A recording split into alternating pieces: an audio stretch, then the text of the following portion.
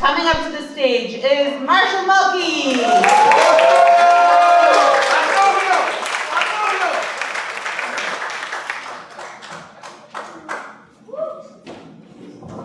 So it's starting to get a little bit colder outside.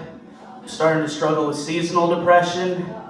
Well, let me be clear, I have depression all the time, but in the winter months it's just a little bit more festive.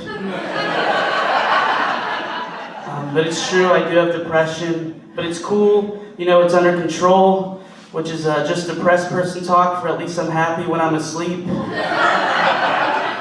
And I don't have just a little bit of depression, I have like full-blown depression. And I'm so depressed that I think every one-on-one conversation is a therapy session, which is terrible for job interviews. They're asking me about my goals in the company, and all of a sudden I'm oversharing about how I feel like nobody likes me. They're like, that's not what we asked at all. What's wrong with this guy? I'm also pretty lonely, but I have these friends, and they're the kind of people that are always talking about how the government's watching us. They're like, they're in your phones, you know, they're trying to steal your credit card information, and it's scary, but also, like, I'm so lonely, it feels kind of good to have somebody care about me that much. Like, it's kind of sweet if you think about it. Next time somebody tells me the government's watching me, I'm just gonna say, oh my God, are they single? Because I would date the government, I would. I mean, they're already screwing me, I might as well make it official.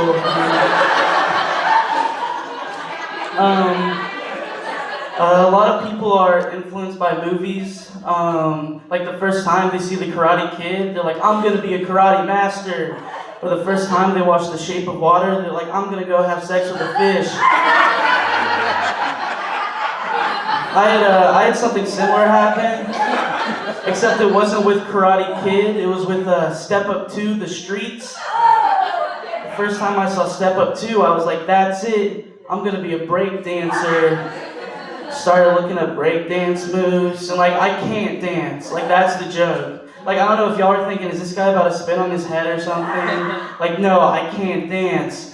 But I was young when I saw it, I was only 10, so I was naive. And I was so excited to go to school the next day and tell all of my friends about my new career path as a break dancer. And when I told this one friend, and this friend, she had been dancing for years at this point, like she was a legit dancer. When I told her, her response was so mean. She just sort of looked at me and was like, okay, Marshall, I think you should leave the dancing to me. Right? Just totally crushing everything. And there is a moral to that story. If you're taking notes, you might want to write this down. The moral to that story is never follow your dreams. That's it. Also, to cope with depression, I do smoke a little bit of weed. Yeah, thank you. Yeah, go weed.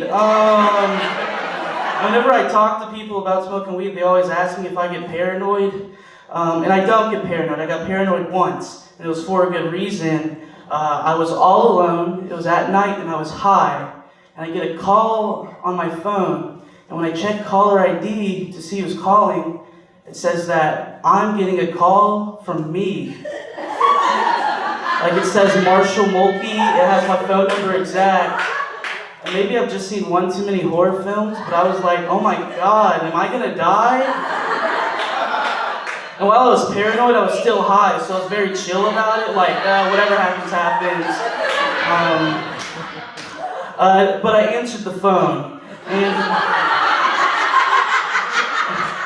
and when I answered the phone, nothing happened.